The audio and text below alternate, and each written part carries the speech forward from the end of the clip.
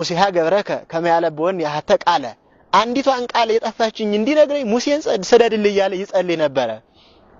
ይጸልይ ነበረ ይሄንን እያለ እና የምንጸልየውን ነገር ማስተዋወስ እዚህ ማረግ ቅዱሳን አበው እንኳን ጸሎት ሲያደርጉ አንዱ ቃል እየጣማቸው አይሰዳቸውም ነበርና ጣይሙ ካለን ጸሎቱ ራሱ ይረዝማል።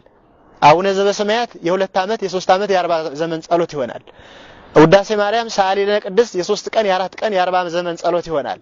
ለዚህ አይደለ በዜና አበው ላይ አንድ ባይታዊ ፈጣሪ ሆይ ቀኑ አንሷልና ቀኑን ጨምሮ አስረዝመው ብሎ ጸልዮ ነበር።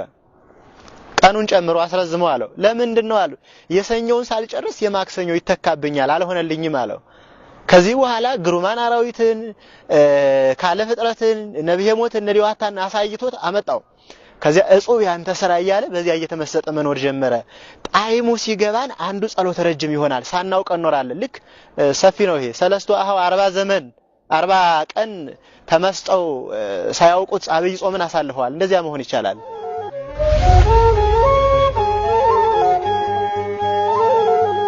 ጸሎት የተወሰነ ጊዜ አለው። ጸሎት ሊቁ ዮሐንስ አፈወርቅ አሁንም ቢቻላችሁ ይላል ነፋስ ከመፍሰስ ከመንፈስ አፍላጋት ከመፍሰስ እንደማያቋርጡ ሁሉ የእግዚአብሔር ቃል ሁሉ ጊዜ ካፋችሁ ባይለይ ጥሩ ነው። ይህ ባይሆን ደግሞ በ24 ሰዓት ይህ ባይሆን በ12 ጊዜያት ይህ ባይሆን በ7 ጊዜያት ይሄን ባትችሉ ግን በጧትና በማታ ግን ስመ እግዚአብሔር ሳትጠሩ መቅረት የለባችሁም ይላል። ጸሎት ማለት እንግዲህ የነፍስ ምግብ ነው።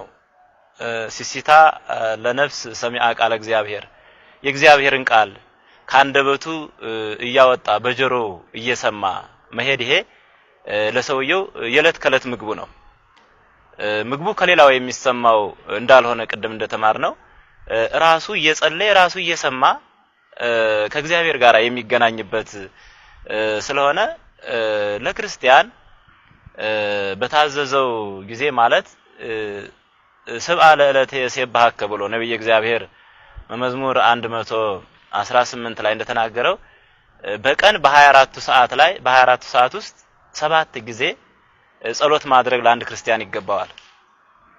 7 ጊዜ ማለት ጧት ከምኝታው ሲነሳ ነው አንደኛው የሚጀምረው።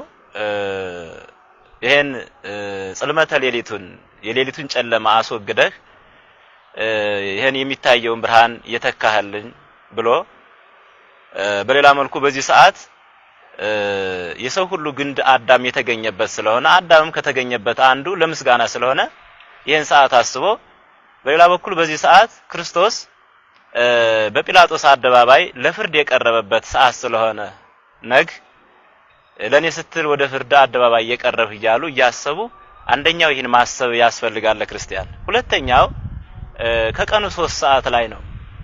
ይሄም ሰዓት እናታችን ሔዋን የተፈጠረችበት ሰዓት ነው። እመቤታችን ቅድስት ድንግል ማርያም ብስራተ መላእክን ሰምታ ጌታችን መድኃኒታችን ኢየሱስ ክርስቶስን የጸነሰችበት ሰዓት ነው። መንፈስ ቅዱስ ለሐዋርያት ተገልጾ ወይም ተዋህዶ ምስጢር የገለጸበት ቋንቋ ያናገረበት ሰዓት ነው። ወደ ክርስቶስም ሲሄድ ክርስቶስ በዚህ ሰዓት የሾህ አክሊል ደፍቶ የተገፈፈበት ሰዓት ስለሆነ ይሄን ማሰብ ያስፈልጋል። ሶስተኛው ቀትር ነው 6 ሰዓት። በዚህ ሰዓት አዳም ጸበለስን በልቶ ከእግዚአብሔር የተለየበት ሰዓት ነው። አጋንንት ይሰለጥናሉና በዚህ ሰዓት ወአየ ፀሐይ ሲጸና አይምሮ ይዝላል እና በዚህ ጊዜ እግዚአብሔርን ማሰብ ያስፈልጋል። ሄኖክ ቤተ መቅደስን ያጠነበት ይላል በመጽሐፈ ሄኖክም ክርስቶስ በሁለት ወንበዴዎች መካከል ራቁቱን የተሰቀለበት ሰዓት ስለሆነ ይህ ሰዓት መታሰብ ይሄን ሰዓት ማሰብ ለክርስቲያን ይገባዋል። አራተኛው 9 ሰዓት ነው። በዚህ ሰዓት የሰው ምግባረ ጾሙ ምግባረ ጸሎቱ ወደ እግዚአብሔር የሚያርጉበት ሰዓት ነው። ጊዜ ተሰዓቱ ሰዓት ያርጉ መላእክት ምግባሮ ለሰ